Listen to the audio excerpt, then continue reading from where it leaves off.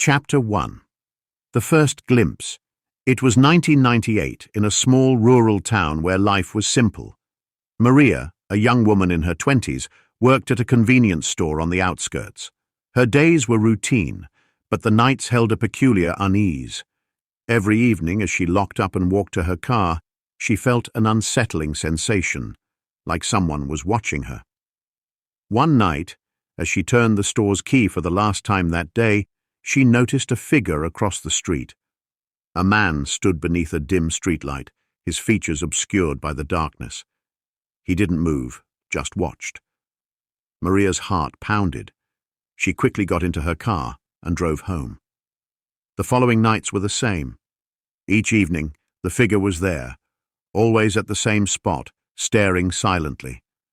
Maria tried to dismiss it, convincing herself it was nothing. But deep down, fear began to grow. Then, one night, she decided to confront her fear. Gripping a flashlight, she walked across the street. But as soon as she reached the spot, the man was gone. A chilling realization crept over her. This wasn't normal. Chapter 2. The Warning. The next day, Maria told her friend Lisa about the strange figure. Lisa dismissed it, joking that it was probably someone harmless. But Maria couldn't shake the feeling. One night, while driving home, she noticed headlights following her. At first, she thought it was just another car, but every turn she made, the car followed. Maria's hands trembled as she clutched the steering wheel. She pulled into a gas station, hoping the car would drive past. It didn't. Instead, the driver parked a few spots away. Maria couldn't see his face, but she knew it was the same man. Panic overtook her. She quickly ran into the store and told the clerk. The man didn't come inside. When she looked out again, his car was gone. That night, Maria realized this wasn't a coincidence. She was being stalked. Chapter 3. The Break-In.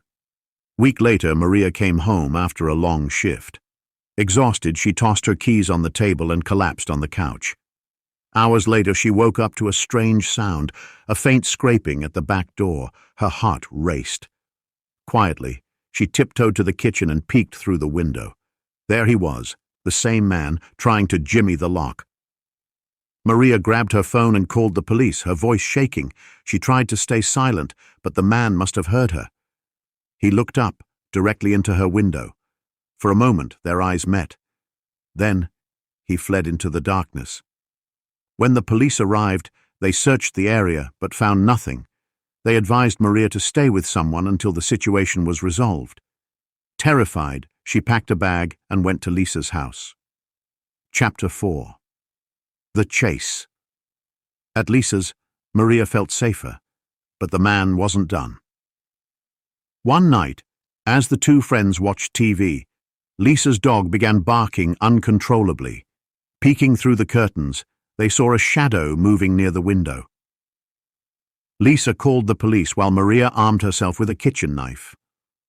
The man attempted to break in, but the sound of sirens sent him running. This time, the police caught a break. They found footprints and a discarded glove. The officers told Maria that the man was likely escalating. They urged her to stay vigilant. Maria knew she couldn't keep running forever. Chapter 5. The Capture. The final encounter happened a week later. Maria, accompanied by an undercover officer, returned to her house to retrieve some belongings. They set a trap, leaving the house dark and seemingly empty. Hours passed in silence. Then a noise came from the backyard. The officer motioned for Maria to stay put as he moved toward the sound. The man, unaware he was being watched, attempted to break in again. This time, he wasn't fast enough. The officer apprehended him, and Maria finally saw his face. A stranger, someone she'd never met, with no apparent reason for targeting her. The man was arrested, ending months of terror. For Maria, the nightmare was over, but the fear lingered. She moved away, changed her job, and started anew. Some say the man was obsessed. Others believe he was hunting for his next victim. Maria didn't care to find out. All she knew was that she'd survived. If you enjoyed this true chilling story, please like and subscribe and hit the notification button to get notified whenever I upload. Thanks for watching. Until next time.